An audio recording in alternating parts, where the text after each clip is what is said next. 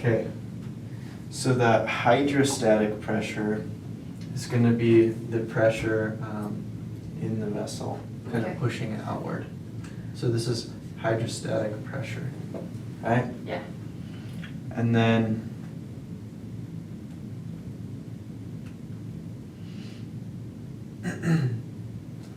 so, do you understand what the word net means? It's like overall, isn't it? Yeah, Like yeah. So, because it usually is like the product of some type of, or not the product, but the result of some type of subtraction, right? And so, hydrostatic pressure is going to be made up of blood pressure, right? So the pressure coming out minus interstitial fluid pressure, or the pressure coming in from. So anything that's interstitial is a fluid that like is outside of the vessels, like right outside the vessels, basically. And so this is net hydrostatic pressure, right? So this kind of shows, and hydrostatic pressure is stuff going out, right? So you can see how, like, if the blood pressure was really high, higher than right, the interstitial fluid, it would cause fluid to come out.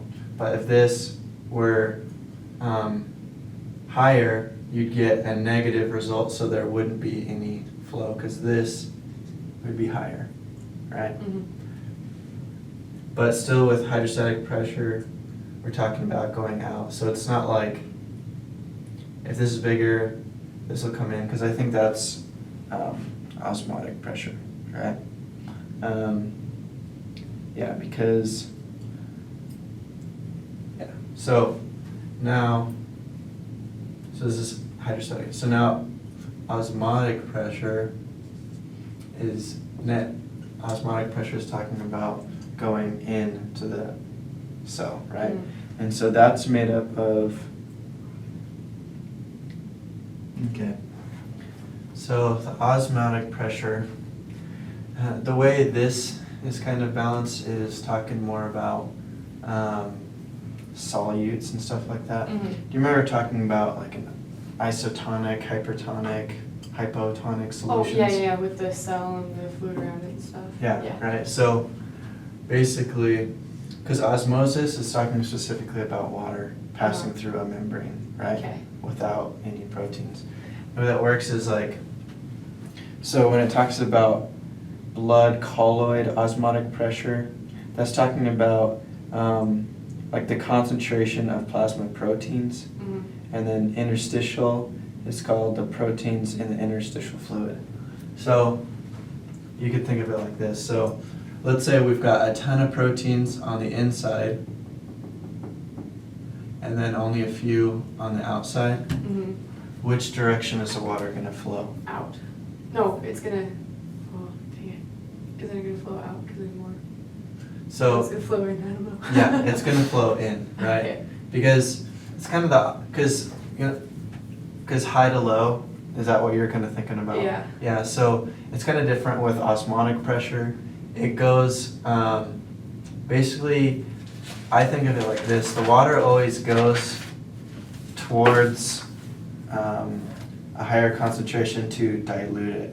Because what it's trying to do is create so that it's the same on both sides. Okay. You know what I mean? Yeah, I remember. So the water will go to try to dilute this so that it's the same on both sides. Okay. Okay? And so this is made up of BCOP and ICO. Oh, other way around. So this is BCOP, blood colloid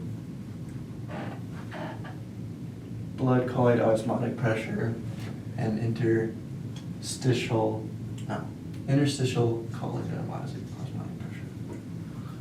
Okay. And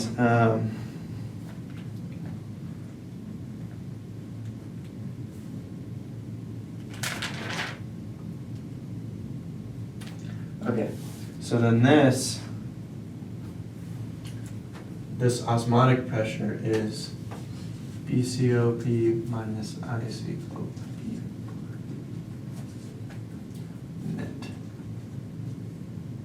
So the more solutes you have, the more pressure you'll get. Okay. Because usually osmolarity isn't, when you're talking about how concentrated something is, it's usually not expressed in pressure, it's expressed in osmoles. Mm-hmm. So it kind of represents how many solutes are in that solution. Okay. But this is kind of saying more solutes, more pressure, right? So if we have, well, actually that would be opposite because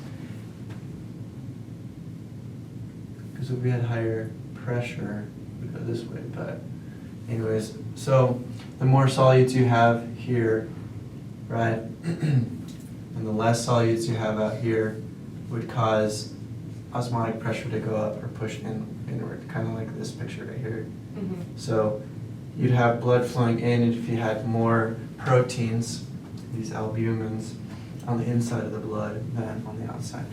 Okay? Okay. Even though that kind of, it seems kind of backwards, did not make.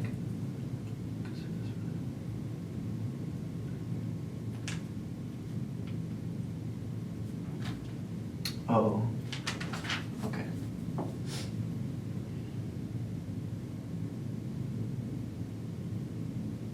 Okay.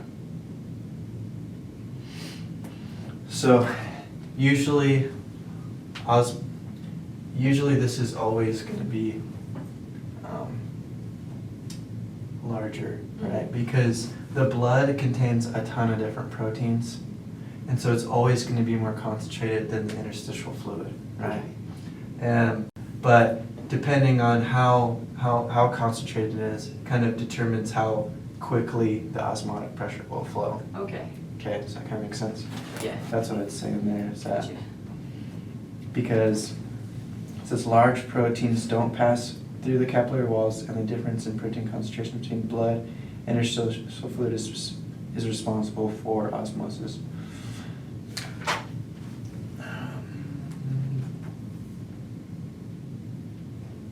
Yeah, the BCOP is several times larger than ICOP because of the presence of albumin and other proteins in the plasma of the blood.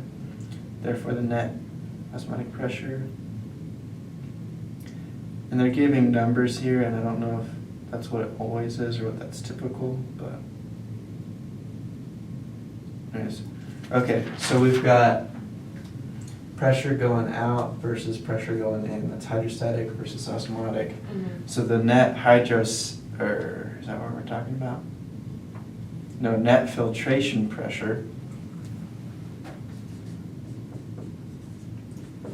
is equal to the net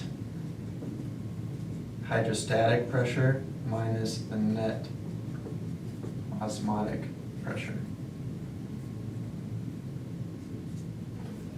Right.